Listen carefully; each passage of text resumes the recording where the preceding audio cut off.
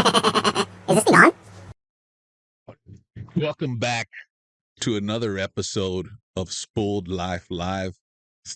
I'm your host, Ram Garcia, and I have another spectacular,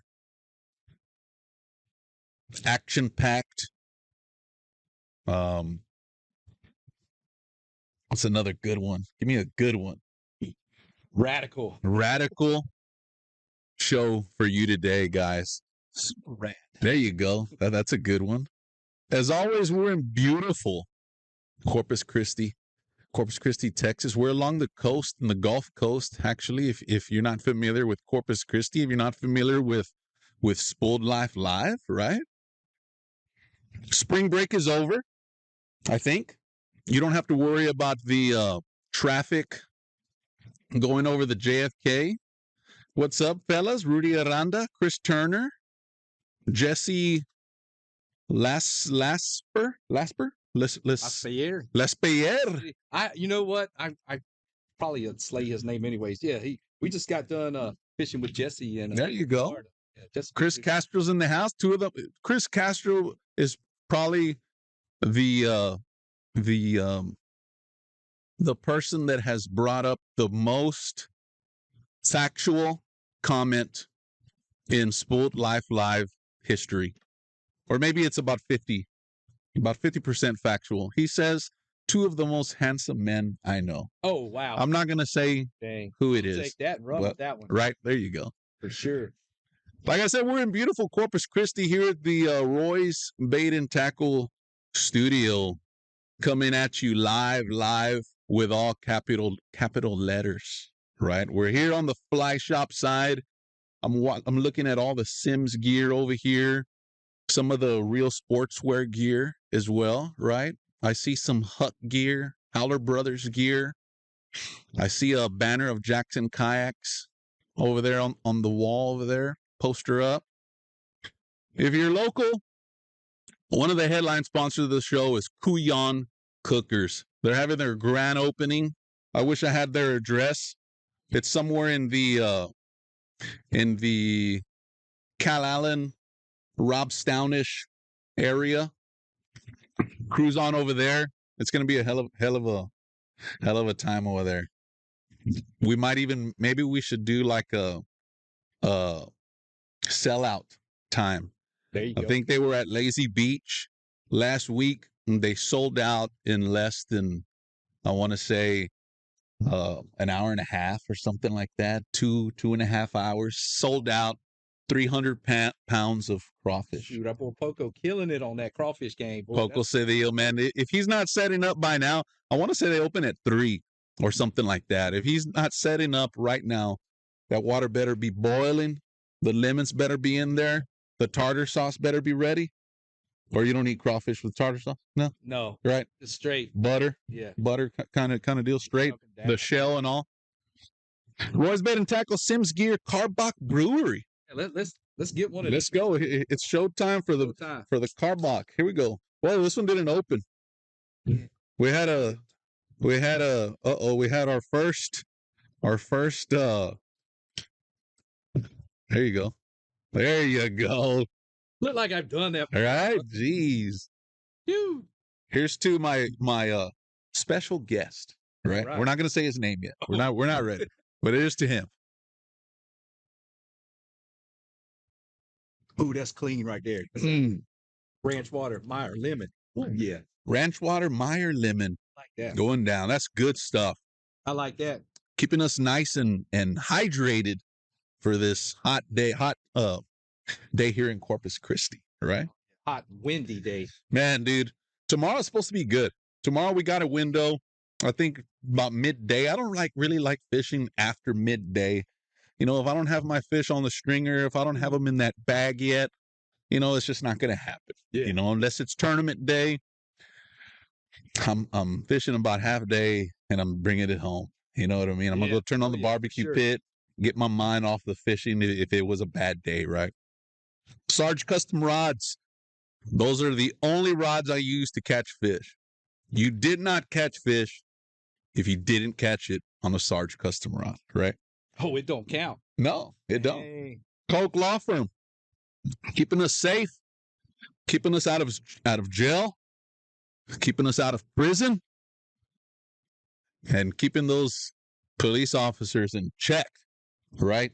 Right. If we need help, the Koch law firm is here to help, right?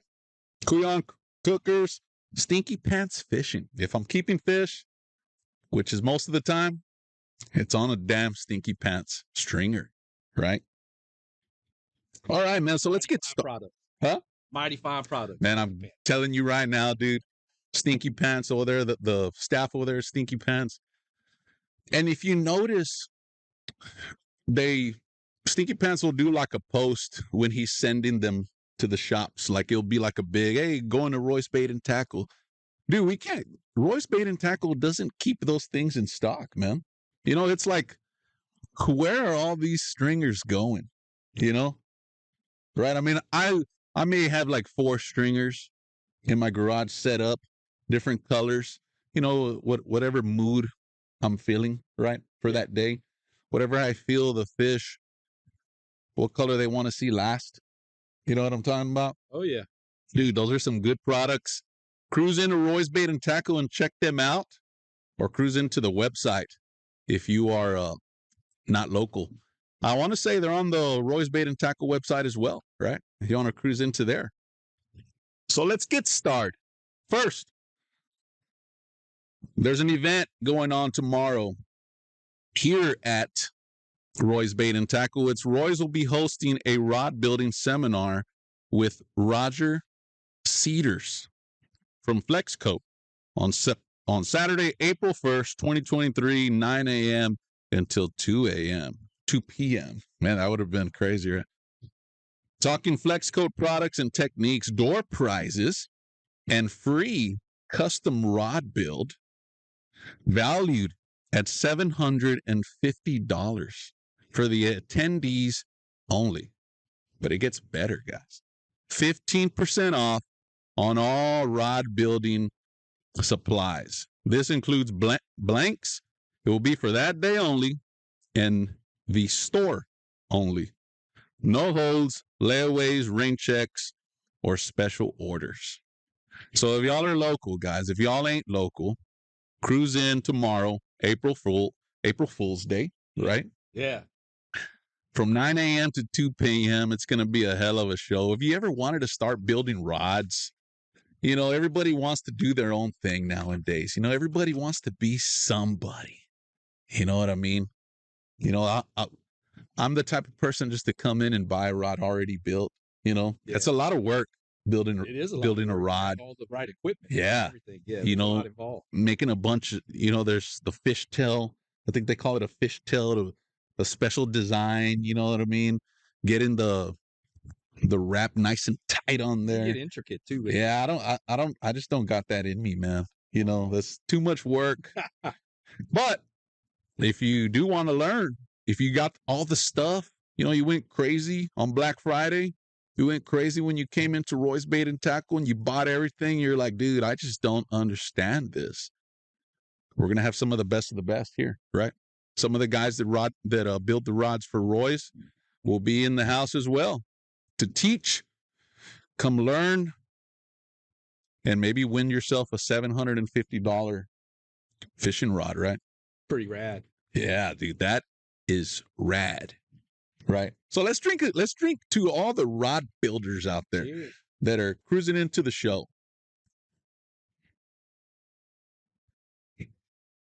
All right, so let's get started. What do I see right now? I just saw Joe Alcala in the fly side of Roy's Bait and Tackle. I see Matt down there. Matt is in the house to answer any questions you got when you come into Roy's Bait and Tackle. The wind is up, right? If you're fishing right now, it's kind of a big deal, you know? I hope you're like on a bank somewhere. Yeah, protected shoreline. You may be on a kayak, right? But that brings us to our next guest on Spool Life Live. Show number 38. Man, dude, I remember show number 1. You know, when we were like, man, we were still using dial-up. You know, the dial-up internet was still was going on, and we had to hope for the best, and we had a whole bunch of poppers were up in the front, and we didn't eat a single one of them because we're just so nervous, you know. How ironic that Poco Cedillo was my first guest, right? That's cool. And today he's out opening up his own crawfish shop, right? On site, live. All you got to do is show up and fill up. I want to say you could fill up the ice chest if you want to, or buy it by the pound, right? I'm not too sure. Go check it out if y'all are there. Moving on. I got none other, guys, than Dustin Nichols in the house. Man. Dude, it's a pleasure for you being on the show, right? I appreciate it, man. It's a hell of an accomplishment, right? I know you got some pretty good accomplishments in your life. Dude, I'm on School Life now. Dude, this is a big deal, right? Your likes and your following probably jumped up about 500. Just in the past few seconds, right? I'll take that. I'm just kidding. Man, tell us a little bit about yourself. All right, man. Dustin Nichols, live in Victoria, Texas. I work in the petrochemical field, operations. I grew up in Southeast Georgia, born and raised there, kind of moved around a little bit. I'm a U.S. Marine Corps veteran. Oh, yeah. Yes, sir. Thank you for your service. I appreciate that. And, bounce around a little bit. Always been into the surf and skateboard industry growing up. But I've always fished, growing up in Southeast Georgia, the coastal areas there. We dealt with real big tide swings. And then there was a lot of tide influenced rivers and stuff, the freshwater fish, chase the bass and everything. So it was pretty cool. Growing up there and everything, I learned how to, hone my skills on like farm pond bass and bluegill, big bluegill and everything back in the day. And my dad, granddad, and my uncles would always take me inshore fishing, and it was just old school back then, throwing a big pin number 9, a big old stick float, and figuring that out. And I was like, man, screw all this, dude. I'm going to throw my little Dival Mag Force with my lightning rod, throw some stingray grubs. Mans used to make them stingray grubs. I don't know what them things were supposed to look like. They didn't have much action at all, but I used to catch some trout and redfish on them for sure. Stingray grub. Stingray grub. That's what it was called? Yep. Oh, wow. A little bitty soft plastic, looked like a paddle tail, but then it just had a little flat teardrop tail on the back. Oh, wow. Like little bitty, like 275 or something. Uh-huh. Used to throw it on them old red and white jig heads, man. But yeah, I grew up around there.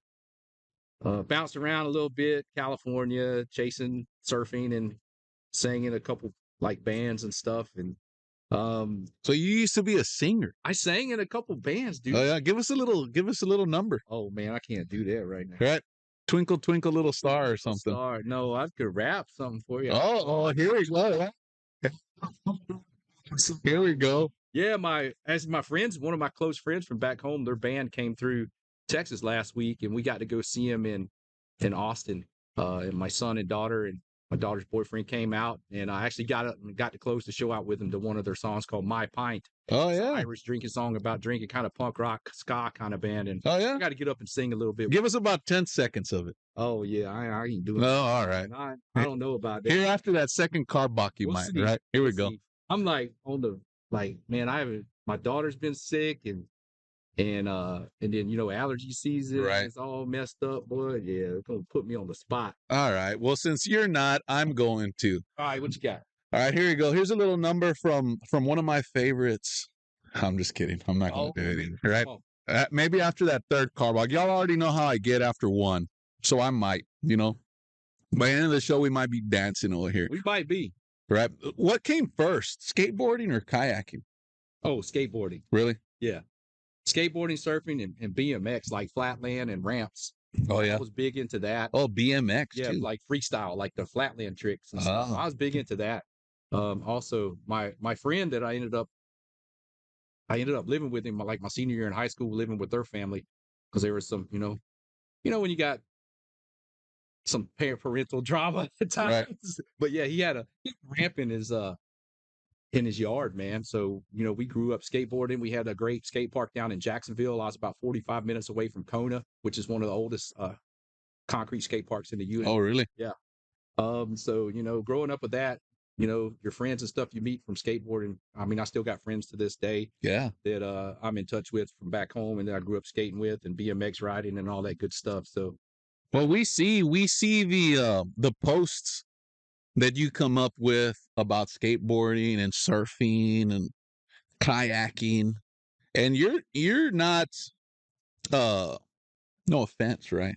But you're not very young anymore, No, right? How old are you, Dustin? 51. 51 and still hitting the half pipe. Yeah, I still. Did I say that right? Yeah, right. The bowl, that quarter pike. Quarter- People used to call it. What's the right half pipe? Like a park, skate park, There you go. or flow bowl or whatever vert. You know, some people like, man, you skating vert today. Well, no, it's not vertical. The bowls are kind of stopping before they get to a vertical transition. But you know, it's just everybody has their own little saying about them. You know, but yeah, I skate the bowls and pools and you know, I still skate some mini ramps, the little half pipes and stuff in backyards and all that good stuff. There's some good stuff still around. I don't do it as much as I used to, and I definitely don't really progress anymore. But it's still fun to get out and run around. You know, you're like a local Tony Hawk. I wish I was that good. I hadn't been able to. Wonder what ever happened to Tony Hawk. Maybe I'm not in the skateboarding scene, but around. Is he? Oh yeah. How old is he? He's 54. Oh, you're close then. Yeah. Maybe we need to have like a skateboarding competition. There is one tomorrow in Houston. Really? Southside Skate Park. It's usually the first Saturday in April. It's the Old Man's Bowl Jam. I've always helped out with it. I start an outage tomorrow. What do you mean it's an old man's bowl jam? Old man. There's a 30 to 40 age group, 40 to 50, and then a 50 plus age group. Wow. So I'd be in the geriatric division with a 50 and over guy. Yeah. I love that bowl too, man. It's a real fun little spine. It's where two ramps come together with a coping on top. Then it has a little deeper section with pool coping. It's actually got like aggregate rock coping that you really, that makes a good noise and sound when you grind and everything. Yeah, it pops you out real. What's the guy's name where his boys are doing that? Two twins. Alex Ellman. Yeah, there you go. Kids are ripping. Yeah, dude. They've progressed a lot here in just some months. Year. You know what I mean? Yeah, in the year. Yeah, within the year. Kids are ripping, dude. The SB twins. Is that what they're called? Yeah, SB twins. What's up, Alex? That dude's cool, man. Alex is a good dude. Yeah. Yeah. What got you into kayak fishing? Oh, man. Moving to Texas. I moved to Texas. It's a good question. In 96. Right? Oh, it's an awesome question. Yeah. Moved to Texas in 96. I would always drive to Matagorda or down here to Corpus to surf and chase the waves. As we all know, Texas has crappy waves. And we're Spool Life Lives. We raw, I'm going to say shitty waves. Man, you can say whatever the hell you want today, dude. Today is Dustin Nichols Day. All right on. But yeah, I used to always, you know, surf and chase waves, and when the waves aren't that great, you know, the wind, whatever. Right. I started seeing people, you know, in Texas, you started noticing people in the water like wade fish. I didn't know that was a thing because in Georgia, you jump out of the boat, you're in like pluff mud up to your neck. Oh, you know, so it was like neat to see all that. So I just started walking in at a bunch of spots and just wade fishing after or before I surf, like super early at sunrise, throwing top waters. Catching trout, started catching some flounder on some tails.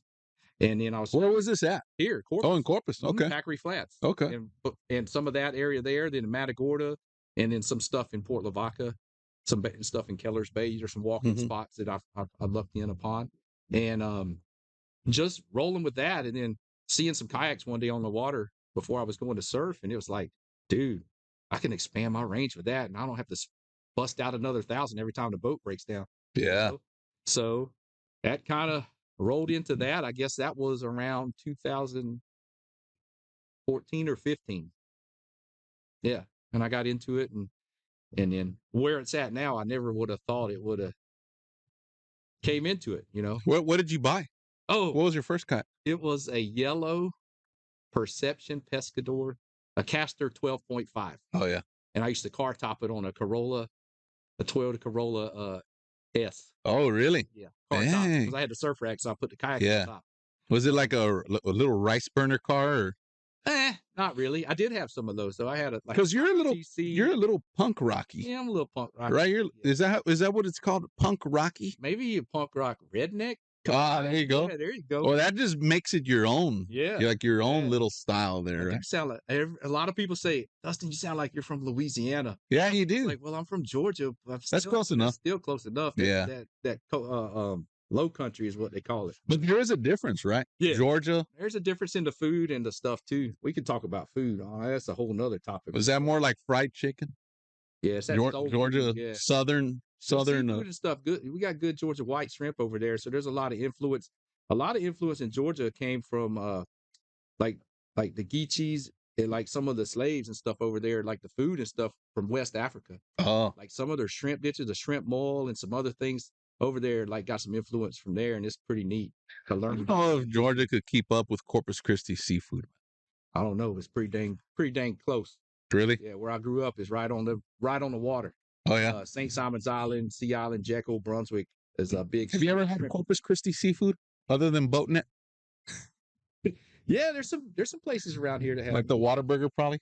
no The I like Whataburger fish burger? sandwich. No, No. I don't eat none of The that. McDonald's fish burger? Oh no, I don't eat that. If you had to pick a place, who do you think has the best seafood in Corpus? Ooh, I don't know. That's a tough one. I don't know. Every now and then, Water Street, I have some fresh drum on hand. Right. That's pretty dang good. Yeah. Water Street, Their drum's pretty good. Railroad Seafood Station. That's pretty good. Yep. They're good. Boatnet. Boatnet. Boatnet's good. Yeah. I think there's only one. The Yard Arm is Yard Arm is Arm's good. Right. Yeah. What's that new Boatnet place is by- like the best tartar sauce. Yeah. You know, if you want some good tartar sauce, you go get it at Boatnet. And hopefully it's like whipped up that day. Yeah. Right. Or you're going to have some problems. You know what I mean? I like a good tartar. You're going to be sitting down for quite a few. If it's old, you're Blue Cove. Blue Cove is good. I've never been. I haven't been there either. I don't know what they got there. But what I look for in a good seafood place, not necessarily company, I guess, but restaurant, is the tartar sauce. Right? Spicy. I like it a little spicy, I right? make a mean tartar sauce. I don't like it too watery. You know what I mean? But if I'm eating fish, it's going to have tartar sauce. Mm-hmm. I don't like it blackened. I don't like it, you know what, mixed in with a bunch of vegetables, you know, on a potato chip. I don't like none of that stuff, dude. Get it to me fried or don't give it to me at all. There you go. Guide fishing. What do you think about guide fishing? Kayak guide fishing. Oh. Because you're a kayaker, right? Yeah. I'm gonna go back real quick on you though, about that yellow kayak. Oh, let's talk about it. Because there's a deal, like it was just plain and yellow, you know, and that they didn't even have no stickers on it or nothing. No, I actually did have. Oh, it did? I had some fuel. Oh yeah. I actually had some skateboard company wheels On the side it said Thrasher. Thrasher. There you go. But it was yellow. I was like, man, this thing's just plain and yellow. So I spray painted like a fade on the bow and stern, like black into yellow, and it'd be on top of my car and everybody rolling around it, especially guys at work. You know how working at a chemical plant, you always cut the crap with everybody. Right. Be cutting up.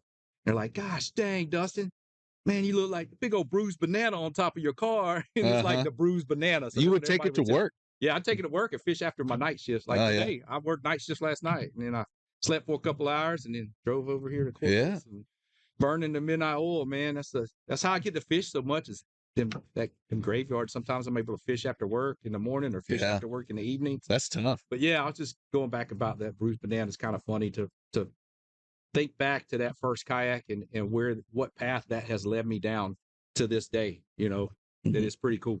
Pretty cool. So you were cruising around from. You're already in Victoria, right? Working from Victoria. I work in Point Comfort. Point Comfort. I'm right there. I can launch in 5 minutes. Right, there's water there. Oh, I fish. Why come to Corpus? Oh, it's different. Is it? It's a different water, different fishery. We got a lot more marsh and oyster and backwaters up there. Now Port O'Connor has some similar flats and grass and things and different, but a lot more back lakes. But I like Laguna. I like the grass and the potholes and just covering water down here is pretty fun. And then there's so much space. A little different. You know, you definitely don't have it to yourself, right? Yeah. The Laguna. You cruise over the JFK and you can see who's fishing. Oh yeah. Underneath the JFK, you definitely can't miss me, especially on spring break. You know what I mean? Because you could actually, some of the traffic there is stopped. Oh yeah. On top of the JFK, right? And you could just see for miles from the JFK. Right. You know what I mean? Yeah. Especially if you're in a big yellow boat like you used to have. Ooh, bruised banana in the house. Yeah. And if he's pulling a stringer, you had a good day. Had a good day. Right? Why kayak fishing? We already talked about that. Guide fishing. Guide fishing. I mean, it's Because you're not a guide, right? No. You ever thought about being a guide? No. Captain Dustin Nichols? It take the fun out of it. Really? Yeah. I love teaching people. And if I can teach people through, becomes a job, right? It starts becoming a job. Yes. Yeah. That's a thing. And there's enough of them already. Good Lord. Especially the ones that are on YouTube and burn spots, man. Don't get me started on that, man. We are going to get started because you brought it up. I done brought it up. I wasn't going to bring it up. Can of worms. Here we go. Right. Yeah. I'll bring it up. Because I already finished my number 1. I'm on my number 2. Oh, and you already know how I get with 1. Right. And I'm topping it off with some lime beer salt called Grill Your Ass Off from Austin. Give me a little bit of that too. Veteran owned as well. Oh, right on. Thank y'all for y'all service. Nice. Check them out. Here's to all the veterans out there. Right. Cheers. Thank y'all. Heroes on the water too. Great cause right there. This one's in the watermelon flavor. Ooh. I haven't had that one before. I like that. You like it? Watermelon. Oh, yeah. Oh, that's nice. Let's read about it a little bit. What has it got? It's recycled, right? 4.5% alcohol. So Dustin better watch out with my third one. It's all good. Better not get me mad. Just kidding. 2 grams of carbs, 90 calories. It's almost keto friendly. It's almost Kayak. It's almost Kayak Beast friendly. Kayak Beast. Oh, yeah. Right? Oh, yeah. Whatever happened to the Kayak Beast? Oh, man, I don't know what happened to Luke. What was his name? Luke Prentice. Luke Prentice. Y'all remember that? Dude, Luke, where you at? Right? Dude, I lost a lot of weight. It's intermediate fasting, and it was cool. I mean, it definitely worked. Dude, for someone to lose a lot of weight and post about it with their shirt off, that means not only did you lose a lot of weight, but you gained some what's the word I'm looking for? Some confidence. Your confidence level. Yep. And that's even more better because you want to keep doing it, right? Yeah. But why in the hell did Luke Prentice disappear? Yeah. Anybody know Luke? Y'all, where'd Luke go? We got a comment here. Luke lost so much weight he disappeared. Oh crap! Yeah, right? He was in good shape, dude. He was in phenomenal shape. He was over 50. Yeah, he's over 50 as well, too. Right? Good dude. I wasn't one of the ones that fell for the whole. I mean, I don't know. Right? I mean, if I want to lose weight, I'm gonna stop eating. You know what I mean? Yeah. But there's a lot of people that need it. You know what I mean? It was nice to have that support system because everybody was in a message group. Oh, really? An app you could do with your workouts and everything. Yeah. So it was. I mean, to me, it was worth it. Yeah. You know, and it helped for sure. Right? Oh, it sure did help. But then you turn around and come Thanksgiving, I'm banged out freaking 3 platefuls of food. And the next thing you know, this year I stayed pretty good though. I kind of dropped some weight last year a little bit. And then through the holidays, I didn't really put on, I maintained. Yeah. And then I'm hoping that I'm up on the upside, but I'm not near. Yeah. I'm still 20 pounds under the heaviest I've ever been. Oh, really? So. Well, you look great, man. For 50, you look about 48, 49. Yeah, 40. Right? I'm just playing. Right. I could only wish to look like you. And I'm 50, right? We're going to leave it at gray starting to come out. Oh, dude, I got plenty of gray. That's why I shaved my head, man. Yeah. So I won't even have the gray. If I grew got a beard, big old bald spot, dude. I look like Friar Tuck and Joe. Oh yeah, I'll be like Krusty the Clown if it grew out. It gets all. Oh really? It's one of those types. Yeah. Yeah, it'd be like no hair up top, and then Krusty the Clown. My wife don't like it when my hair grows out. Yeah, like, and I guarantee you, if you grew that out in the kayak scene, everybody would start doing it. Oh, dude, I'd love to have like a mullet again. Like a Billy Ray Cyrus. That's what you should do, yeah. Like a bald mullet, the top, and then a flat. Like create your own mullet comb over style. You know what I mean? Rat tail. Like right now, everybody's got beards. Yeah, I want them lines on the side. I feel like if you got a beard, you're hiding something. Yeah, I can't. You know what I mean? You're trying to hide something. I'd love to have a beard. I can't either. All I can get away with is this little flavor saver right here. Yeah. I mean, I could grow a beard, but it would be patchy, right? I don't grow a good beard. I don't. Grow a good one. There's some that say, well, you know what? If I grew a beard, I'd grow a good beard, and this and that. I'm not gonna lie, I can't grow a beard, right? Yeah, I can, but it's gonna be patchy. I'd have to trim it every day just to look nice. But I feel like if you have a beard, whoever's watching, if you have a beard, you're hiding something. Oh, I ain't got that problem growing, dude. I get it. I can give you some off my back. Hey, Backblade, y'all want a sponsor? I need a non-endemic. Right. Yeah, Backblade, come on, give me one of them. Backblade. Yeah. Is there something like that? Backblade? Yeah, it is. Wow, dude, that's amazing. I don't have that pawn, so I've never thought about that, but god dang, I mean, Backblade. it's not bad like no gorilla. Yeah. You don't try to cover it up. I shave it or the wife will shave it for me. Or whatever, Yeah. you know. Oh, dude. Just a hairy. Bless her heart. Let's drink to the wives. Here you go. Here's for everybody's wives that are running the Backblade. I'm sure we'll get some laughs from comments from that one. Man, so don't try to change the subject on us. Okay. What are you thinking about guides? Guide. Because there did here recently. Dude, there's so many more popping on this. That's all I see is a red credentials booklet, right? I get it. Yeah. We talk about it every day. Everybody's probably like, dude, I'm not going to hear this shit again. I'm out of here. But yeah, if I had a guide license, I'd probably say maybe I do got a guide's license and I just haven't said anything. Yeah. Right? Right. I feel like if you're a guide and you're not there's some damn good guides out there. Oh yeah, there are. Dude, there are ones that legit respect the fisheries and everything else, and then there's guides out there that'll burn the shit out of you. Yeah. Yeah. Boat or kayak doesn't matter. Boat to kayak. Yeah. Right. I would hire a guide to give me an experience, not necessarily to catch fish. We all know I could catch my own fish, right? Yeah. Maybe hire a guide to get on a trophy fish. Yeah. You know what I mean? Oh, yeah. Tell me a story, right?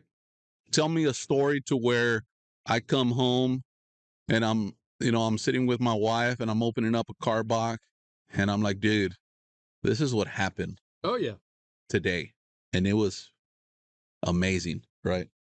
I don't know. Yeah. Not just pick me up at the dock and, put me in the boat and all right, cast that way. And you know what? Here's 3 pounds of dead shrimp and here's a popping cork. And there's a couple dozen croaker. You know what I mean? I might even throw my lure the wrong way just to see if he tells me, hey, wait. Yeah.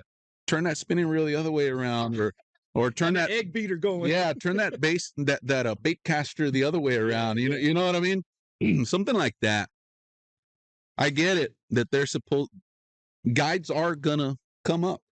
Yeah. Guides are gonna leave. More guides are gonna come up, right? I get that.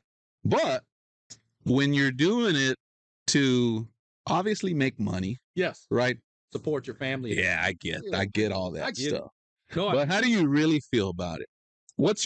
We all know your Carbach number 1 answer. Give us your Carbach number 2 answer. No, I'm good with it, man. To each their own. Everybody has the path they want to take. It is what it is. Hell, my tournament partner, Mike Fiorenza, he got his guide license. Oh, really? It was a good thing with the kayak side and everything, but there's a difference to taking people out and then having them catch fish or taking them out and making them and showing them the proper ways, right. The proper ways to set up. Because you'll see people just blowing through areas that are like there's fish everywhere and they're just blowing through them. Yeah.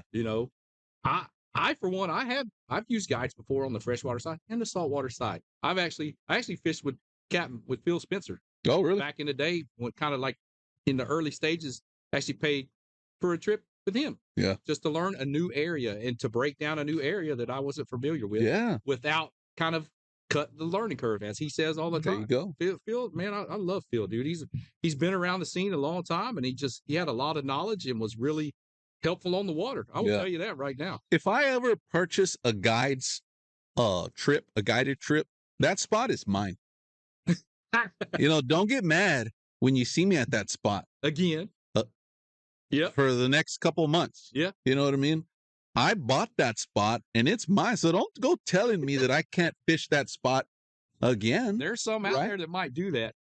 But there's a lot. I'm telling you right now, I would do it. There's a lot of guides out there that will take people fishing and not really break down what they're doing and the conditions, the tidal movement, and get in depth on what the fish are doing and their habits at that time of year. Right. That's the guide.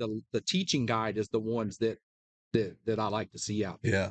You want to go on a guided trip, you go with Watson. Oh, yeah. That's a guy that I would take a notepad with, right? Oh yeah. I might not even take my fishing rod. Who? Jay Watkins? Yeah. Oh yeah. You know, you're going to go and you're going to learn, and you're going to be able to bring something back to your waters. Yep. You know what I Pederick's mean? another one. Yeah. Chad Pederick is another one. Porter Connor. I know a bunch. Jesse Torres. Yeah, Jesse's good. Yeah, dude Jesse's a good one. Solid. Yeah. Joey Farah down here in Corpus. Joey Farah is another big good flats guy all the way down south too, down to Mansfield. Yeah. You know, all them guys are great fishing guides. Write great information in their posts about the different times and regarding lunar phases and all kinds of stuff. So, you know, it's always a big plus with the guides that are knowledgeable. Yeah, and if you don't catch anything, artificial guides, right? If you don't catch anything with them guys, you're gonna catch a buzz with them. Oh yeah, you know, you're gonna bring back a buzz, you know, and you're gonna be able to talk about that. Yeah, for sure. Tournament fishing. You're a tournament kayak angler, right? Yeah, I mean, I love the competition of things because that's skateboarding, surfing, BMX back in the day. I was always really? You were competing at that time too. Okay, the surfing side and chasing contests here and there and skateboard contests. I mean, if I wasn't working tomorrow and like we had to reschedule, we were supposed to record tomorrow. We got back to today because of my outage at work. We had a good one set up for April Fool's Day. Yeah, we did. We were gonna. So I'm sorry for next year, guys. And then I got that old man's bowl jam tomorrow. I really wish I could have made that. There is a series with that. I want to go check that out. Backyard ramp at my friend Mike Kelly's house too, coming up in May. So I'll be at that one for sure. But tournaments, man, I love competition. I love to compete. Right. But the cool thing about the kayak side of thing, especially since, you know, when I started going to some of the bigger bass and the national level events, is the camaraderie and everybody hanging out, meeting everybody. Everybody's usually pretty cool. Really? We got a great trail here in Texas at Southeast Texas Kayak Bass League, which is now Texas Kayak, TXKBL, Texas Kayak Bass League. And Chris Morales and Slim, Chris Delgado, man, they run a great trail, dude. Really? Chris Delgado could MC against anybody. Oh, really? Blow them away. Even MC Hammer? Yeah, even MC Hammer. Uh-oh. He might give him a run. Oh, really? Yeah, he might have snakeskin boots and all, but he'll give him a run for the money. When you say MC like a DJ? No, well, like an MC of an event. Oh, so he's not going to be playing any music? No, he's just a microphone checker. He's just He's just talking. He's the announcer. Kind of like the WWE or whatever. Oh, really? Okay. Kind of like, dude, he's good to go. Yeah. Like he makes it fun. But yeah, that the camaraderie side of the tournaments is what's real cool. Really? Do you think there's any camaraderie over there in the walleye tournaments? Oh man, I don't know about that anymore with all them weights they was throwing down them gullets, man. Them guys got away with it, dude. I think for a long time. No, like recently, whatever they charged them with was dropped or something. Oh, I didn't see that. Somebody correct me if I'm wrong, but I think they got away with something. You know, I'm not really into the freshwater scene. You know what I mean? It's cool. I mean, I get it. It's cool. I grew up doing it, so it's still there. There's a lot of involved when you go to prep for those freshwater events, as far as map study, right? And then you got to deal with lake levels at different times of year, and man, there's a bunch involved. Yeah. There is. Would you rather fish a saltwater tournament or a freshwater tournament? I rather fish saltwater tournament. Really? Yeah. Why? You never know what you're gonna catch. What is one of the biggest saltwater tournaments you've fished? I fished some good ones. I mean, we fished against some boats, and you happen to be on the team. That's right. We fished that artificial showdown. Yeah. Me and you, Chris Castro, and Poco Cedillo, and we all fished against some of the best trout anglers in the state of Texas. Yeah. And we actually landed on the podium in third place. Yeah, we did. And we was off the water at 9:30. We could have fished longer and probably caught a couple fish. I guarantee you. Yeah, let's drink to that. I would drink to that. That was some money. This is to what year was that? 2021. We'll go with that one. I don't remember. That sounds. That's close 21. Enough. Close enough. Yeah, that was money right there. Here's to the plastic boats team. Yeah, I forget what our team name was called, but it's something horsepower, wasn't it? Oh yeah, it was. Chris, you remember Castro? You on here? We won't be able to hear him. He's not. Yeah. When you fish these saltwater tournaments, and I bring up saltwater because we're more. Well, I guess not. we might have some freshwater guys. Let me see. Just looking right here. Derek Hayes. Oh yeah, that's my boy. He skates with me, man. That's Oh, my really? boy from Houston. Is he a freshwater fisherman? No, he's saltwater. He's saltwater guy. What's up, Derek? Man, Lisa Garcia is in the house. She's a freshwater she's fisherman, been doing pretty good. Fisher woman, right? She's been doing good. She gets in the saltwater side too. Yeah. You know, she did really well at my inaugural redfish, greenfish smackdown. Oh yeah. Yeah, it was the first day was the redfish and the second day was the bass. It was the aggregate total. We're doing it again in October on the 22nd. Yeah, she's a great angler. Yeah. Like, Team No Horsepower. No horsepower. Yeah, That's Team right. No Horsepower was the name. That was it. How do you think, how do you feel these tournaments have evolved from 5 years ago to now, to where you have 5 years ago? Well, I don't know, man. I want to say 5 years ago. Maybe let's go 7 years ago, to where it was, if you go to a tournament right now, it's the same people you see from last year, right? Yeah. There's very little, might be some different We'll see coming anglers. up next weekend. Yeah. Yeah, we'll see on Easter weekend when they have the PRL on Easter, right? Yeah, Saturday. Yeah, Saturday. The next day is Easter. Yeah. Easter weekend is what I like to call it. Right. From your first saltwater tournament to now, right? Obviously, there's a huge difference in angler, right? Oh yeah. Yeah. Nowadays, anybody could fish these tournaments. You know, you just got to pay. You got to pay to play, right? Anybody can win these tournaments. Exactly. Like, it could be anybody's day. They just had, and I will say it, new faces on the bass side they just had 113 anglers on Houston County for the TXKBL. Ricky Julig won with 113 inches best 5 bass. How much money did he win? Giant. I think he won like $2,000 and then $1,000 for big bass. Oh, really? Yeah. What tournaments do you win like $50,000? Oh, there's some good ones, like the leading up from the Hobie BOS to the TOC, the Tournament of Champions. Those paid out really big. KBF National Championship, the Bassmaster Kayak Classic, which but how was last week. How big? Dwayne Taft, who is on Jackson, he won, 2018? Somebody correct me, I'm not sure. KBF National Championship, that's a $100,000 payout. Wow. Yeah. Why don't we see that in the saltwater tournaments?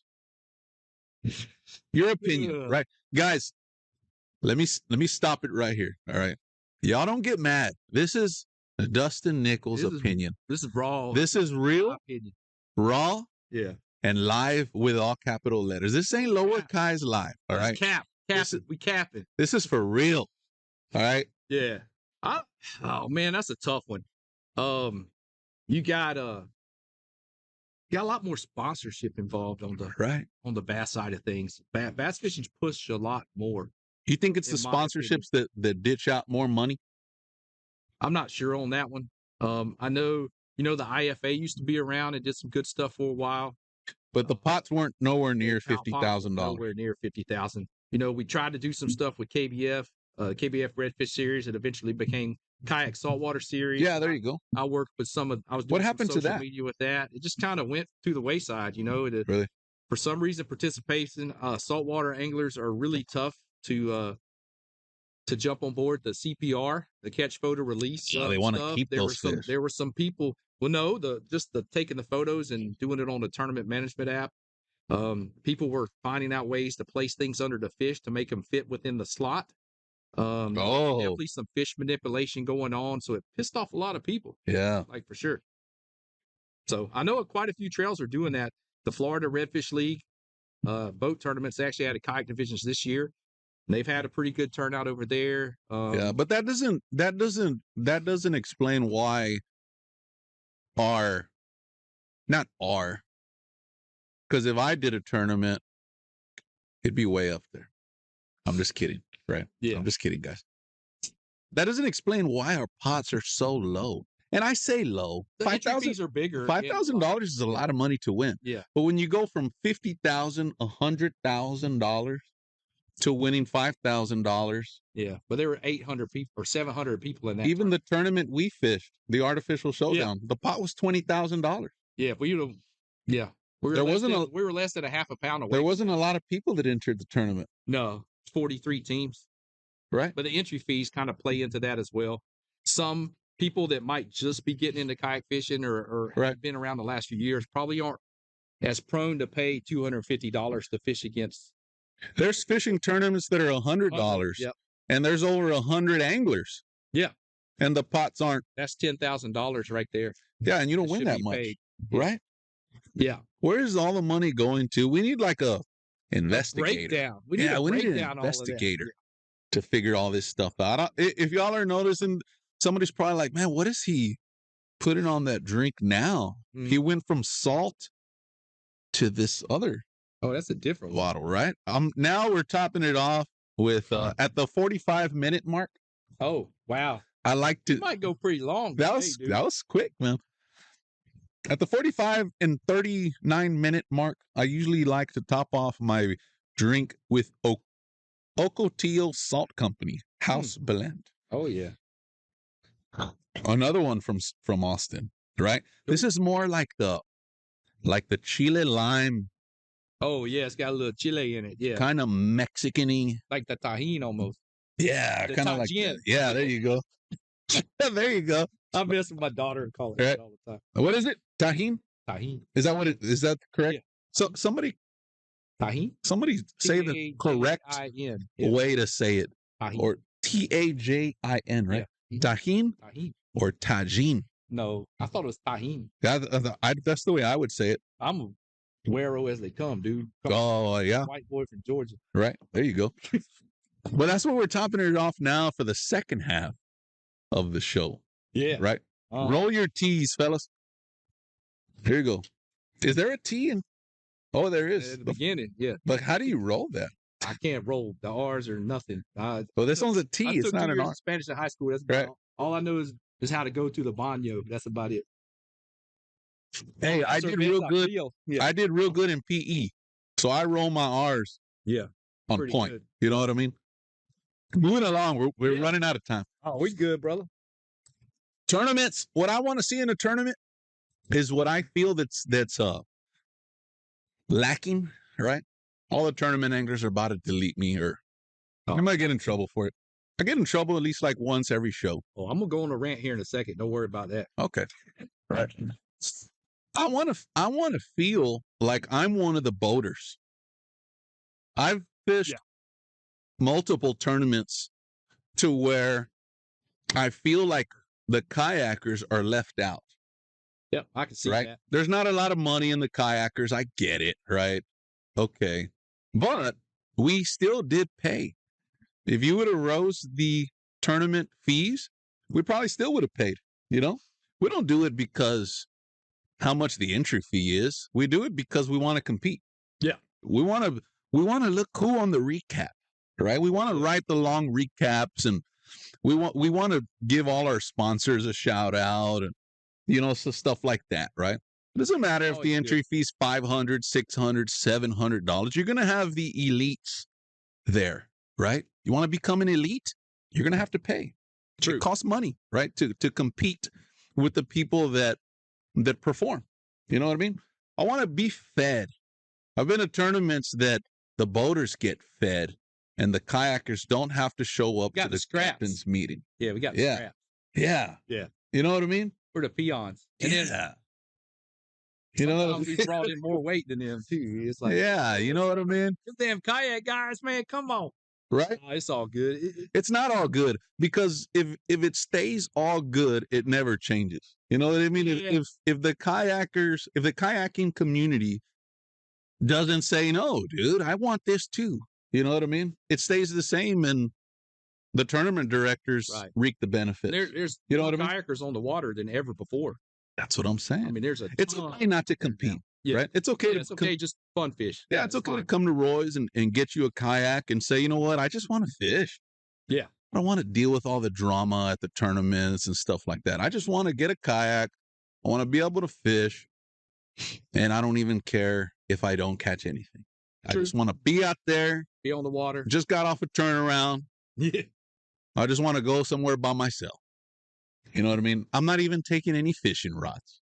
I'm just going to go out there and get lost. Right? Get it done. If the Coast Guard comes after me, I already got my sign ready that says, don't help. I'm okay. Right. True that. There you go. Moving on. Do you think water etiquette? Oh, You've been in the kayaking community how many years? I think it was like 15 when I started. 15 years already. No, 2015. I was a little later Okay. than ever.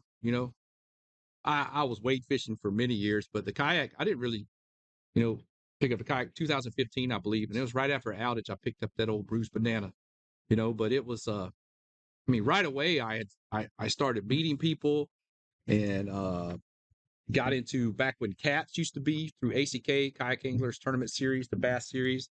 That was one of the first. I had done a couple of smaller saltwater events. I can't even remember what they were. But I remember doing the cats and entering my first bass tournament off a kayak again. And it was like a resurgence of the thrills of bass fishing and I'd fished some stuff back when I was younger a little bit here and there.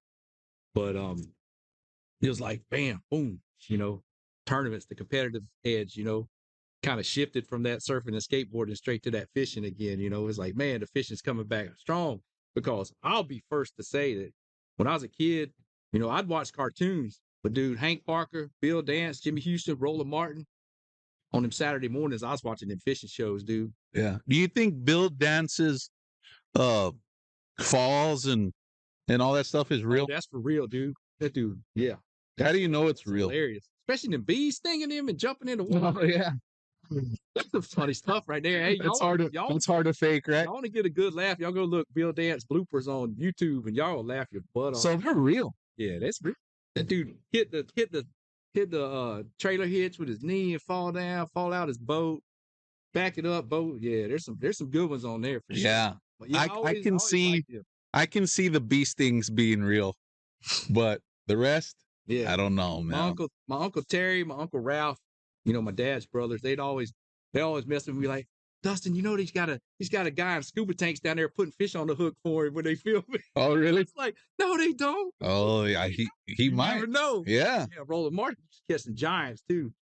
So yeah, like they go fish and then hold the fish somewhere, and they're like, oh yeah, this next episode is gonna be good. It's gonna be fire, dude. Right? Tear them up. Man, you got a production going on, and you hire all these people. That's something. It's on. Oh, yeah. It's on TV, man. You know what I mean? It's on TV. That's TV's different. Channel 6, dude. They got a lot of money.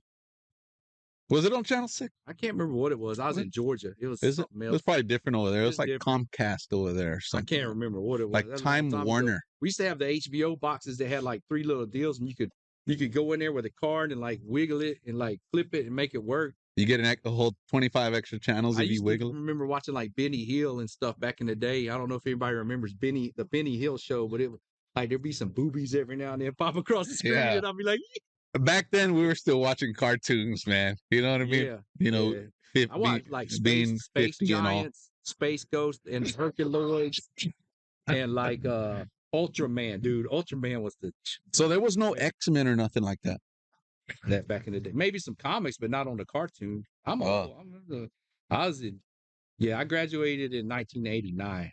Oh my God. Yeah. Let's have a moment of silence for that, right? Still running around like a dang chicken with his head cut off. Right. This stuff, man, it's been busy, crazy lately.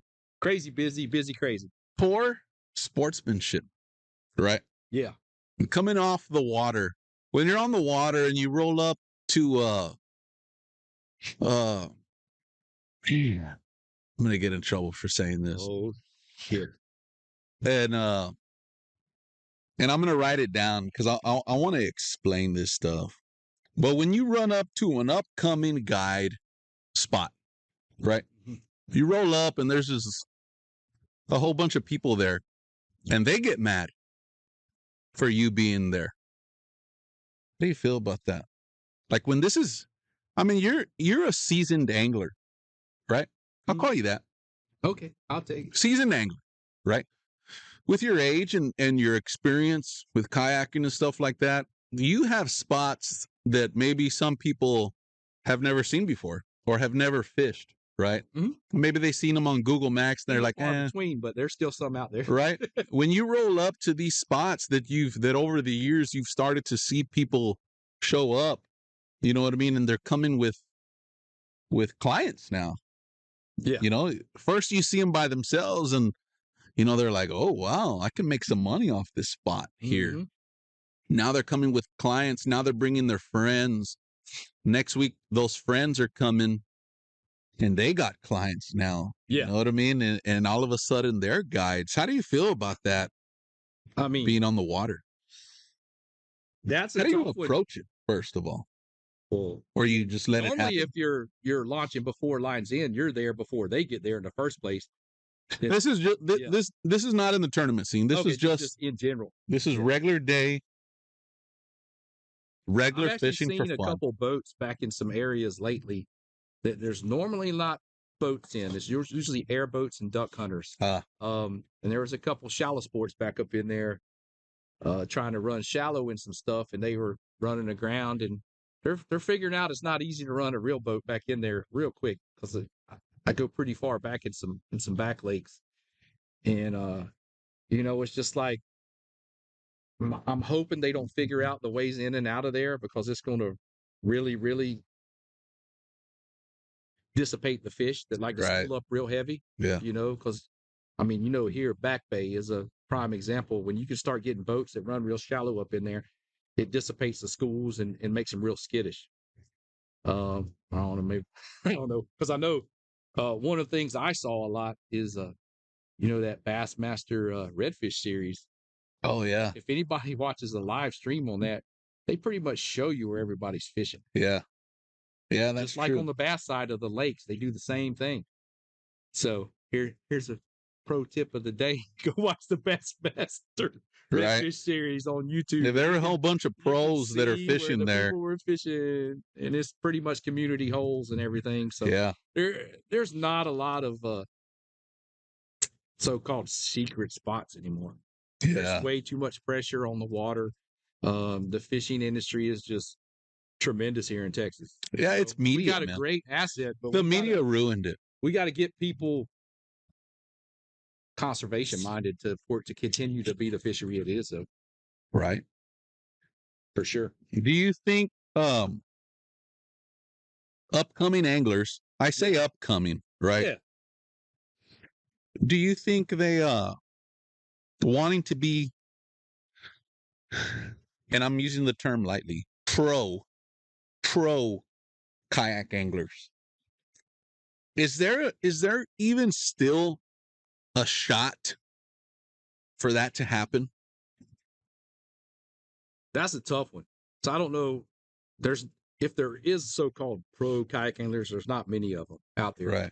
There's some out there doing it full time. There's some great anglers out there, especially on the bass side, that chase these bigger national trails like the Bassmaster Kayak Series, Hobie Bass Open Series, and then KBF, and then All American Kayak Classic is starting to build some stuff up. You know, every time we mention tournaments, you bring up freshwater tournaments. Mm-hmm. There's right? more money. How come there's no saltwater tournaments? Kayak, right? Obviously, the money is in the boat side, but how come we don't have pro kayak tournaments to where, hey, guess what? The entry fee is $500. Yeah. But just because you have $500, that doesn't mean you're going to fish this tournament. Right. You know what I mean? Like an invitational. There's a couple. I mean, there's some stuff in the Ron Henney that with Saltwater Angler does the PRL, and he includes us in. You know, this year the entry fee did go back up to $250. We'll see how that pans out. There's also the Elite Kayak Tour, whatever. He does a boat side of things. He did some stuff, but you know, as a tournament director, you got to know when to promote the right way and how to respond to people and be a people person, which obviously this guy is not. You know, there was an instance with a tournament on the Sabine Lake, Keith Lake area, for instance, and we were going to fish that event, but I was on night shifts and I was going to fish local waters when I got off work that morning. They were going to haul butt to weigh in, but he come out with a rule that you had to launch from that Keith Lake area, which was in the middle of duck season too.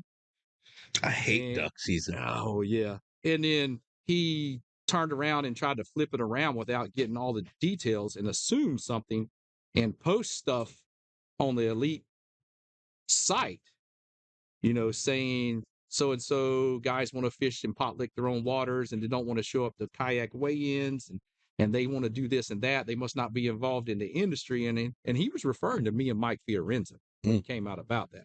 I'm not saying names. I'm just saying in general. Yeah. As a tournament director, you got to know what to do and how to react. And I'll give props to a lot of the guys on the bass side do great. Texas wise, AJ with Hobie, Steve Owens took over Bassmaster side. Chad Hoover on KBF does some, he works with some stuff here and there. And it's just a matter of being able to communicate, and his communication was off. Really? Bad mouth. He tried to insinuate that we weren't in touch with the kayak community, and that could be more wrong than anything I've ever heard. Right. Like, okay. Yeah. When fishing a tournament, I want to be involved with everything. Yeah. I want to go to the weigh-in. I'll show up to weigh-in when I don't have any fish or I don't like fish. Or the captain's meeting. The camaraderie's there. You got to support your local tourism boards. That's all part of it. Yeah. Don't tell me that I don't have to show up to the captain's meeting. That's where my content begins, is at the captain's meeting. I'm not here to only win first place. Yeah. Right? You see what I did there? I'm just kidding. I'm not there just to stand up on the podium. I want to tell the story. Yep. It's a good thing. Right? Being a tournament director is tough, though, man. Oh, yeah, it is. That is probably America's dirtiest job. Yeah. Do they still do that show? What's his name? Roland? Oh, yeah, I think so. Billy Roland? Is that what? I can't remember what the guy's name was. Something Roland. But yeah, somebody throw his name on there. Something Roland. Yeah. That's the America's dirtiest jobs. Tournament directors up there, right? Dealing with all the stuff that happens during the tournament, dealing with all the side stuff that happens, whatever, right? Dealing with all the kayakers. What I feel is raise the entry fee. Mm-hmm. Right? Raise the entry fee as much as you can. There's not going to be a lot of people that jump in, right? Yeah. There's not. Well, at an elite level to raise the entry fee, you still got to have those grassroots events to start it out, and they get that beginners in there to draw them. Right. You still have to have that. Yes and no. That's big to me. I think we leave those grassroots tournaments to the grassroots tournaments. Yeah. You know what I mean? And leave and let the big tournaments raise the prices, or raise the prices at the grassroots level too. You know what I mean? Yeah. No more $100 tournaments, unless you're going to pay out 100% at the grassroots level. Most of the bass trails do. I mean, really? They might keep 5% here, and then there's like PayPal fees and Attorney X fees or Fish Chaos fees or whatever. Yeah, it costs a lot of money. Yeah. There's money. There's some money in the back. You have to pay trophies for all these guys. Everything, but that's when your sponsors come into play. Yeah, you got to pay Gulf Coast Way Services to come. Oh yeah, do it properly. Yep. You know what I mean? If somebody if somebody is just over there and you roll up to the weigh-in and they're putting your redfish in an HEB bag, something's wrong with that picture, right? Yeah, exactly. Something's gonna happen. You know what I mean? What do you say we give something away? Oh yeah, we could do that. Right? I completely forgotten about that already. Dude. But first, I'm going to take another drink because I'm thirsty. We'll finish the second one. I told you, man. I told you you're like, man, I'm only going to drink 2 because I might get too crazy. I might get too crazy, right? This is for all the, I don't know, you pick one this time.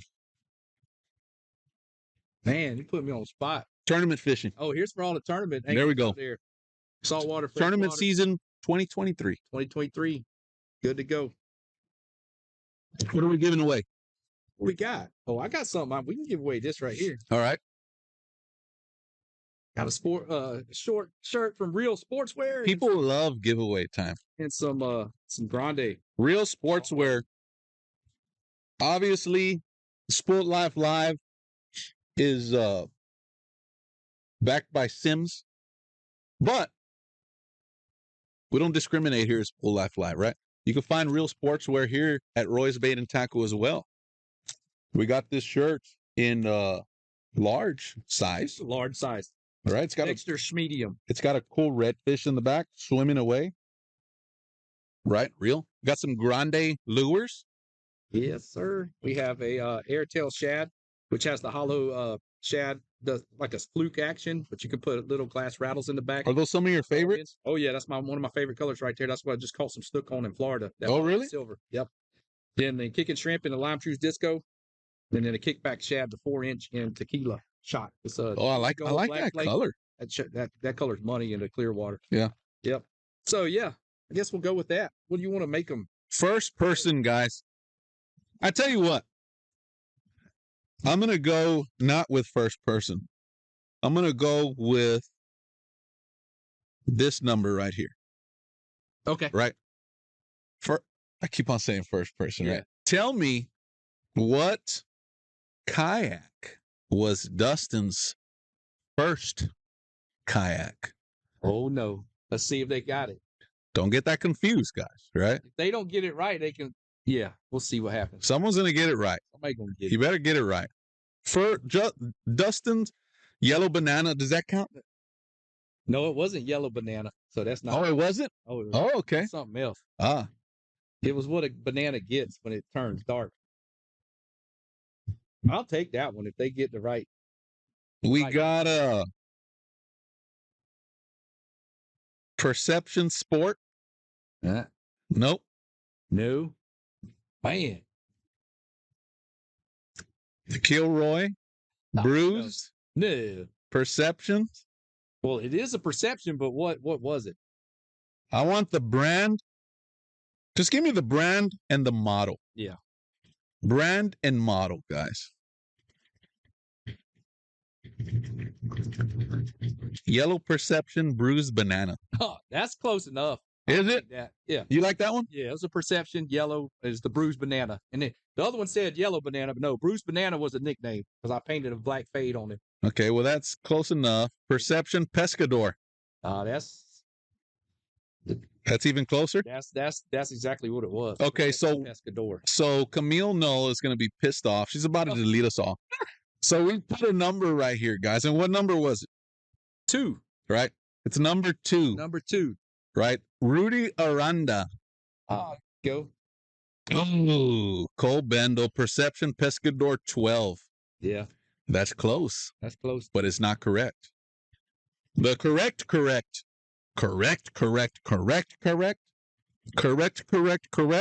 would have been Perception Pescador 12.5. Right. Yes. It was a 12. That would have been the correct answer. But since it being number 2, our winner is going to have to be, I already lost it here. Bruised Bananas was not it. Rotted Bananas, no.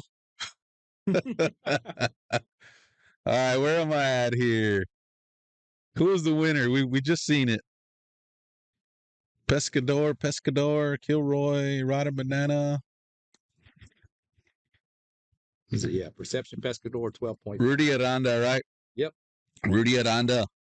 Slide into my DMs, Rudy.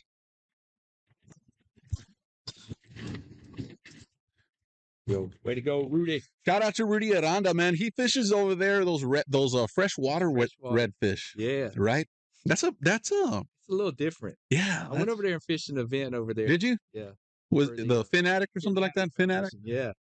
Yeah. I caught some fish. It's just, but man, there were people I remember Matt Murphy was on the bank with some fish bites over there, just laid up against the reeds and caught some just sitting there really? drinking beer. I was like, man, do they go by the same redfish laws? Texas redfish keep only 3. Yeah. 28. Yeah. You know what I mean? Yeah. Or can you just keep any size you I'm want? not sure about that as far as the 20 to 28 on the freshwater side of things. I'm not familiar with that. I want to say Rudy Aranda's a guide as well. He's a guide over there. So is Mike Escamilla too. Yeah, give us the laws on that. Todd Johnson's in the house. What's up, Todd? Give us the laws on the redfish, how you could keep on the, I don't even know what lake it's called. Bronig or Calaveras. There you go. Yeah. Right now, everybody's going to be there because you just gave that spot away.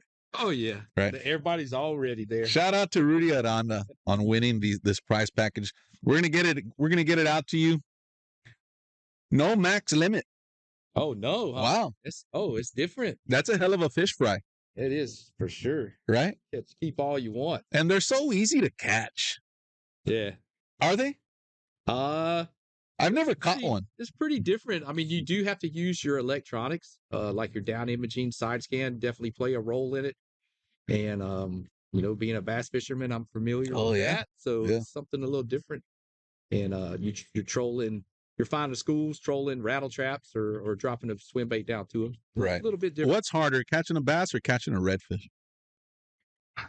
They both can be dumb at times, I mean, they're fish. Right. But if you're chasing them in the back lakes, you're looking for those active birds or fish give themselves away by blowing up bait and sound like a toilet flushing in the backwaters.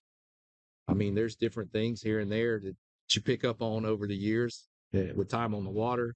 But bass, I mean, I don't know. Redfish are dumb. I've caught them on a marshmallow before. Oh, really? Yeah, or a jalapeno. Oh, really? With a wire through it and a swivel with a treble hook on the back. Yeah. Did they drink water afterwards? Yeah. Oh, yeah. Their mouth got hot? They got kind of hot. Yeah. When it comes to redfish fishing, what is better? What is more important? Okay. Presentation or color? I like both because color your lure will also depend on watercolor, cloudy, overcast, sunshine kind of plays a factor into it, depending on what type of glitter or something I'd have, and water clarity. But presentation, sometimes in fish are just silly. Sometimes they'll hit anything you throw in front of them, but there's times when it's tough, say post-frontal conditions, high pressure, different things. You got to downsize a little bit at times, Right. Throw something a little smaller to them, like a Ned shrimp or something, or a smaller paddle tail, and just really finesse them. There's times you got to downsize for sure. If you downsize, that brings up a good topic. We could probably talk here for hours, but we're running out of beer. You know what I mean? If during the winter time we downsize, sometimes, right? We downsize. A lot of people are going into the Ned style of rigging. Yep. Why not use the Ned year round? Do the fish ever want something bigger, like a bigger profile? We always say, okay, when the fish aren't biting, we use a smaller profile bait. Yeah. Why not just use a small profile bait year round? I mean, I try to match the hatch depending on what they're feeding on as well. A lot of time during those cold water times of year, I know trout can be a little finicky at times too, but sometimes in the winter, they're going to eat a bigger bait that doesn't, to hold them over longer, that doesn't make them work so hard for it. Right. Instead of chasing a bunch of small fish. But that's when you use the Ned is in the winter time. But I've caught, when they start holding on the bottom, they're you use that smaller presentation closer to the bottom, to that warmer water they can get into and get out those shallow flats. Right. Man, it's such a, like you said, we could talk for a while about this. We'll talk till the paint falls off the wall, Yeah. It's a tricky one, but time on the water definitely helps you figure that stuff out for sure. No, I agree. Color or scent? Oh, man. I do like scent and dirty water. I do like to add a some Procure. What scent is it? Garlic? I like depends on what they're feeding on. If there's a lot of finger mullet in the area, I'll use the mullet one. I'll use the shrimp one a lot. Do you ever use garlic? I will use the garlic. I do have some on the bass side. I do have some baits that are garlic infused. Why is there garlic? Man, you got me. That's like that old stuff, fish formula back in the day. Used to smell like licorice. Oh, really? Yeah, it's like anise flavor, like the anise. Oh, yeah. Yeah, and I know some of the other bait companies still use that as well. That's I don't know why garlic though. I've never really That's weird, right? got into the scent side of things. I mean, maybe I should dive deeper into that because I know, like, remember the old man stuff used to smell like grape, strawberry, jelly worms or whatever. Yeah. It kind of smelled. Down south kind of has that scent as well. Mike Bossy uses on it. I wonder if they put like some of the scent is infused, some of it's not, some of it's poured on it, whatever. I wonder if the garlicky, or maybe not just the garlicky, but all the other infused, maybe like poured on their stuff, just helps with the life of the bait in the package. You know what I mean? While it's on the shelf, if that stuff like in gulp, you know what I mean. That just helps it. I know for the gulp it does because lasts longer in the package. Because if you keep it out of the package, it shrivels up. Yeah. It shrivels up. Yeah, it shrivels up to nothing. I know Gambler uses more of a garlicky scent as well. Yeah, on their flapping shell. But then you got the AM lures that are infused. Yeah, those are a lot of garlic. I wonder if infused and poured on is the same thing. It's in there. It's not poured on there. Yeah, but it's in the bait itself. It's in the bait when it's infused into the plastic. Yeah, it's definitely there. Because you work in the plastics industry, right? Yeah. My plant, we make a lot of plastic pellets, some PVC stuff. To maintain I'm probably saying it wrong, but the plasticity of plastic, is there something they use to keep it at a plastic state? You know what I mean? Yeah, I know Z-Man uses that Elastec. Yeah. They got their own proprietary deal. I know but they have Procure as well. They put Procure in the bag. In the bag too. Yeah. Some kind of scent. That is a tricky question. That is for sure. It's definitely worth getting more in depth on. Why? We're running out of time. We've already been on for an hour and 16 minutes. There's people that are on that have already taken a nap and have woken up, and we're still going. Dang. Right. Why Jackson Kayaks? Let's get into the good stuff. Yeah. Because you're part of the Jackson Kayak team. Yeah, I'm currently on the Jackson Kayak Factory team, and in January I actually took on the role of team manager. Oh, congratulations! Running the team for them as well. Took some of the heavy lifting off of Jameson Redding, who is our brand manager for Jackson. So yeah, Jackson, I've been with them since 2017. I had gotten a CUDA 12 in 2016. USA made, just super durable, great kayaks all around. They listen to the anglers, they listen to the team. We've it's been cool coming up with them. But why Jackson? USA built, for one thing, the family feel of it. There's a good vibe on the team and a good vibe with everybody. I actually started my journey with Jackson conversing with Camille Knoll at the Houston Boat Show, and kind of started the tour, the journey there with her. And then eventually, at the time, the team manager was Aaron Steiger, and was able to come on the team at a regional level and just work my way up through the years, which has been pretty neat. And now to have that opportunity for me to search and review applicants, and I still remember my phone call with Aaron when he asked me to be on the team. And now it's just as cool, or even cooler, for me to call people and ask them, hey, I want to invite you to be on this team, offer you a position. It's still just as cool to do that as me remember my first phone call as becoming on that team, So it's pretty neat. Started a really cool journey, along with, writing articles, content, having a podcast myself, Chasing the Tide on the Paddle and Fin Podcast Network. Just different things. It's all evolved from that first opportunity with Jackson. Right. And I've been to the factory. I see who makes my kayaks. I know what they put into it. And I know everybody there, from talking to them, how much passion they have for their job, which you don't see that a lot, Right. It's out there, but you don't see it all the time. But then people are happy to come to work. They paddle the product, team input into the boats and stuff that are being designed, especially the last few years. It's been pretty cool. So, can't beat a USA made product. that's built with pride and passion. That's right. Can't do it. You can find the whole Jackson Kayaks brand here at Roy's Bait and Tackle. Get with Zach Gibson or Joe Alcala for your Jackson kayak needs, or just your kayak needs in general, right? Yeah. What is one piece of advice you can give up-and-coming anglers? Only one. One. Don't give them all. Just one. Organic promotion. There you go. That's a good one. Don't be like a used car salesman. I can tell you this right now that there's a lot of pro staff, like promotional staff, opportunities out there where you get like a discount code and you can share that code and do whatever. But there are opportunities out there for partnerships, and that begins with organic promotion. That means using a product beforehand and believing in that product and promoting it in the right way, not in your face, not like a used car salesman. Right. And actively building a relationship organically with that brand before you even think about becoming a part of their team. Right. That's definitely a big plus. I mean, I can see that.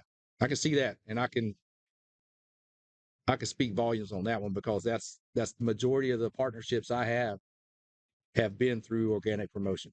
Yeah. And it's definitely something that you have to understand, that, I'm not just out there hunting for whoever's going to give me a logo to put on the kayak. Right. There's going to be something involved where I believe a tried and true product, and I'm going to put it on the line, and I'm going to use it and have used it before I become a part of that team. Right. Yep.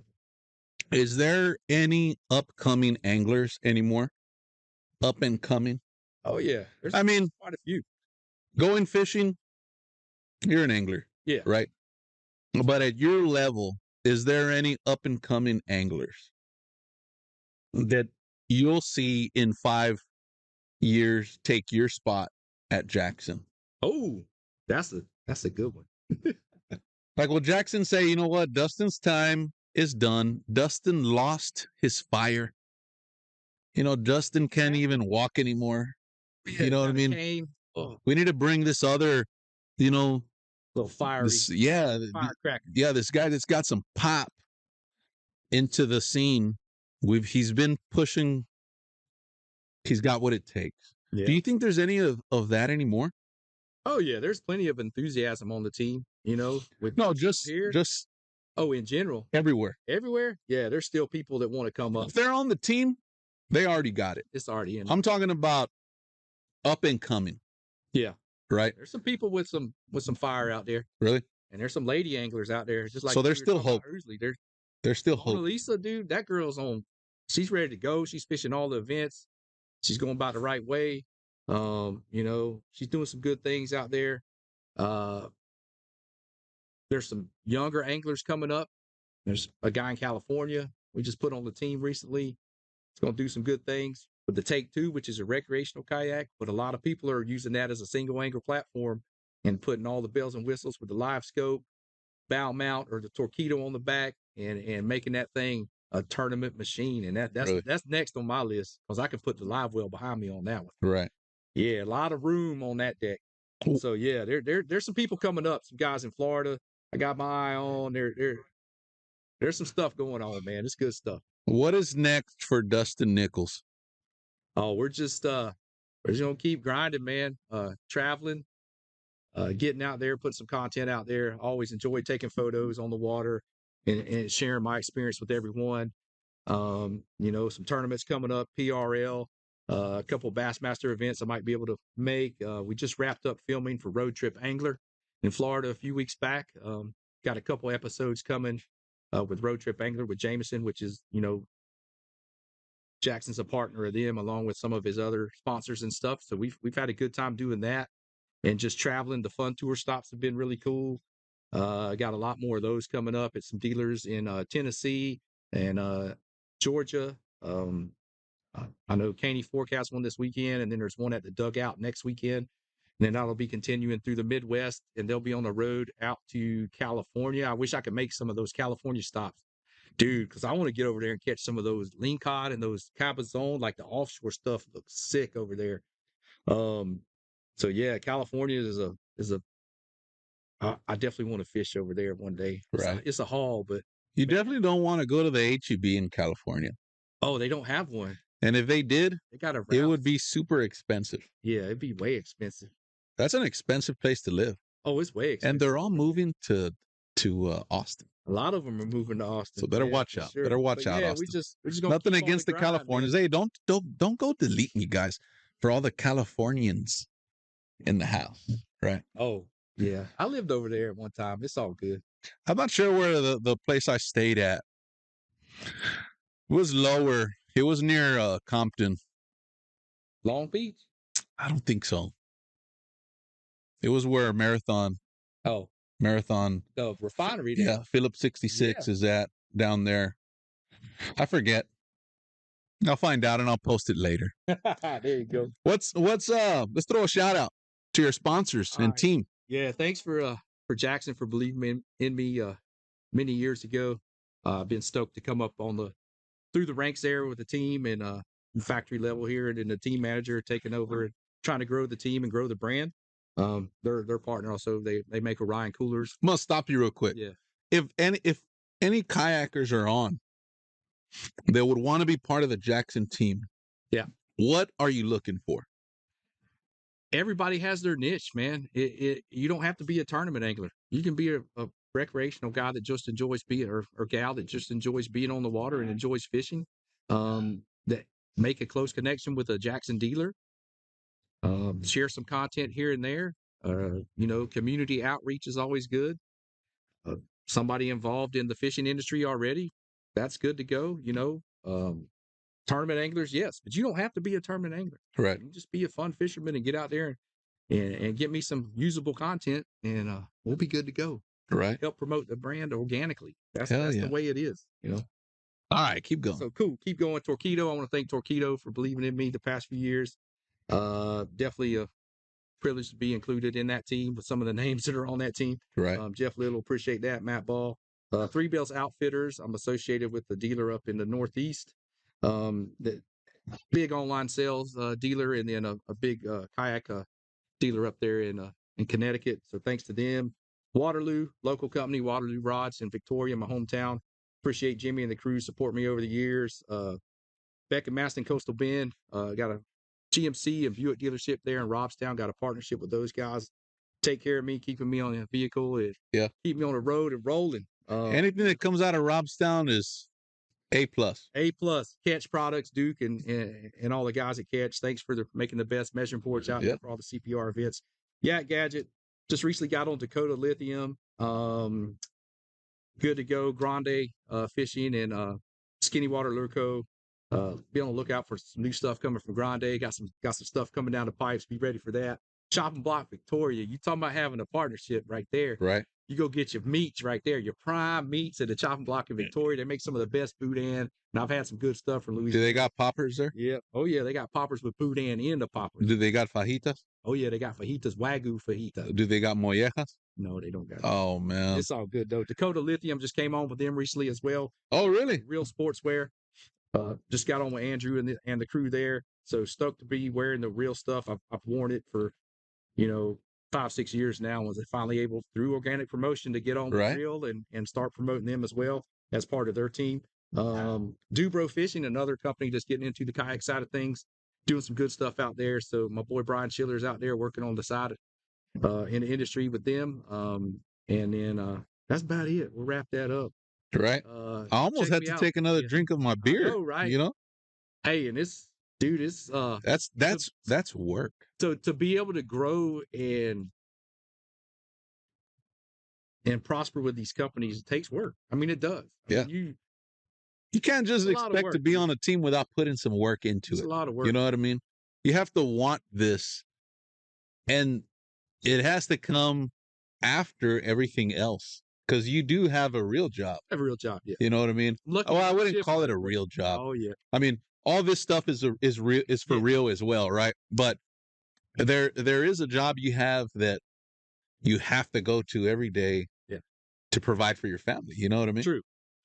And then on the side, you make time to accommodate for all these people. Yes, and it does supplement my fishing addiction. Right. It's not it's not a hobby. Right. My wife already knows that. And big props to my wife. Yeah. My family for putting up with me. Mrs. Nichols. Going, because I did the whole thing through the surfing and skateboarding too, traveling to some events and different things. And now it's the kayak fishing is just boom, boom, boom. Right.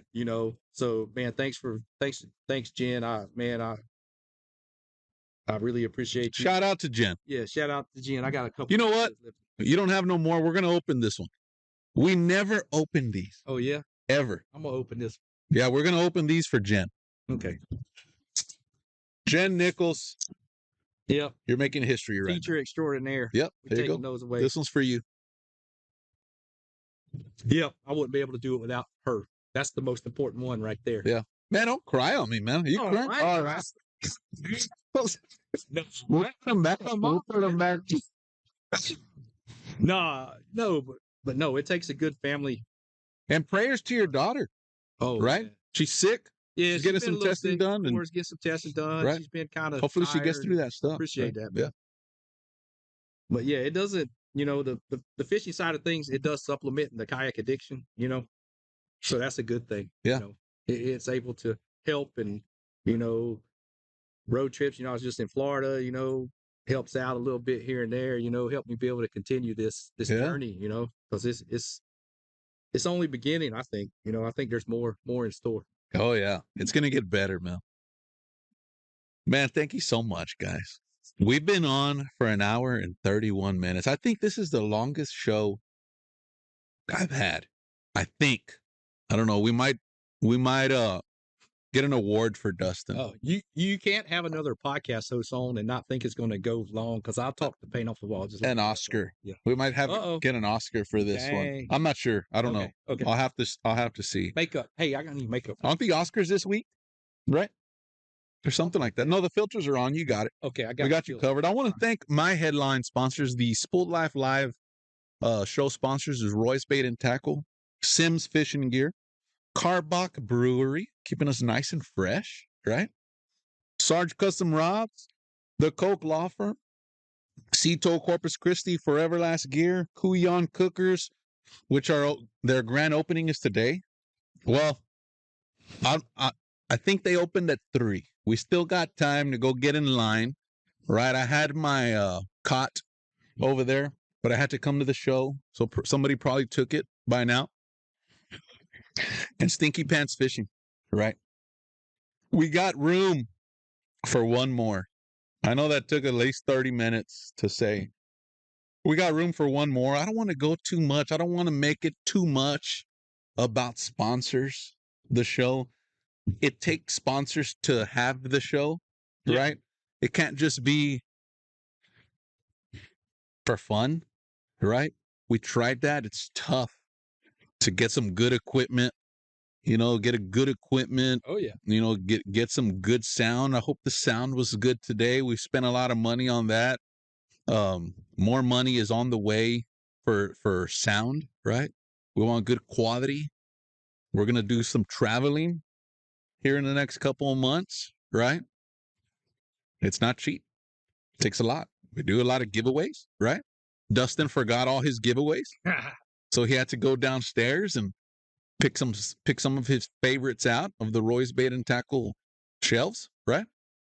We're going to get that stuff to you, Mr. Rudy Aranda. Shout out to him. Congrats.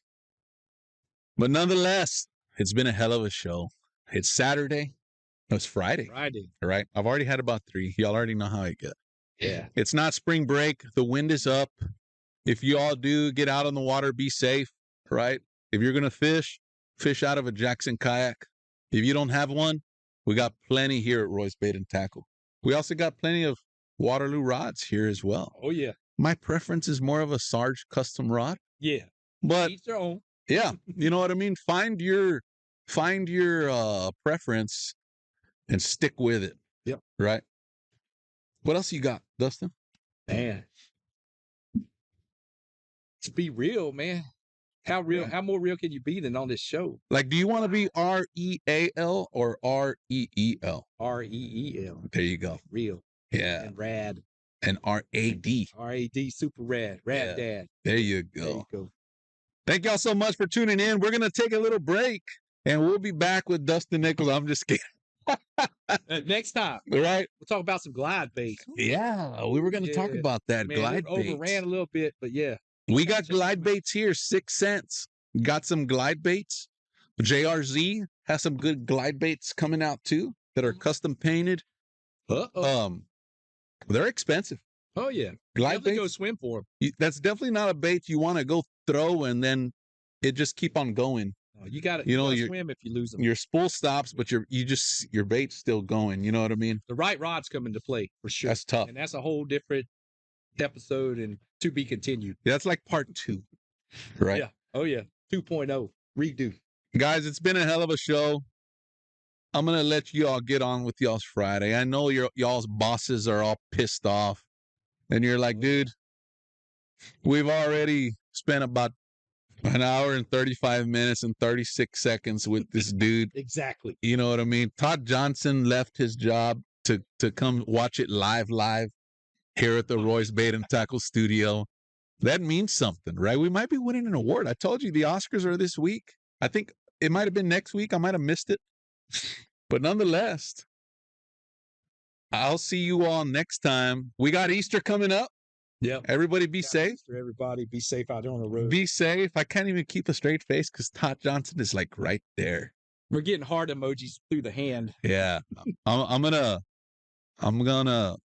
put a post out a little later of the next flyer coming up, right? Oh yeah. It's gonna be in 2 weeks. The next show is in 2 weeks. We got Easter coming up. We're gonna take a break. We're gonna spend it with our families. We're gonna spend it with our friends. We're going to drink a whole bunch of Carbach. We're going to find a whole bunch of eggs. And hopefully I'm going to find the gold one with a bunch of quarters in it, you know? And we're going to spend it with family, right? Thank y'all so much. Thank you, Dustin, for coming on in. Thank you for bringing me on. It's been a hell of a show, dude. I hope the sound was good, right? Yeah. Was it? Somebody give me a brown thumbs up if the sound was good. We spent a whole bunch of money trying to figure this out. And we'll go from there. Enjoyed it. Definitely. See y'all later. Cheers.